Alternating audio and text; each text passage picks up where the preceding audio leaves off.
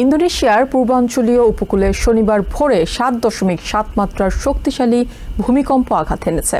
এরপর কয়েকটি after shock অনুভূত হয় এবং সুনামি সতর্কতা জারি করা হয়। বিভিন্ন এলাকায় 1 মিটারের কম উচ্চতার সুনামি ঢেউ রেকর্ড করা হয়েছে। আতঙ্কে স্থানীয়রা ঘরবাড়ি ছেড়ে উঁচু এলাকায় ছুটে যান। ভূপদার্থবিদ্যা সংস্থা BMKG জানায়, স্থানীয় সময় ভোর 4:58 15 কিলোমিটার গভীরে ভূমিকম্পটির উৎপত্তি হয়। নাগাও, কেও ও বিমা সহ বিভিন্ন এলাকায় প্রায় 1 মিনিট শক্তিশালী কম্পন অনুভূত হয়। আফটার শকের আশঙ্কায় স্থানীয়দের সতর্ক থাকতে বলা হয়েছে।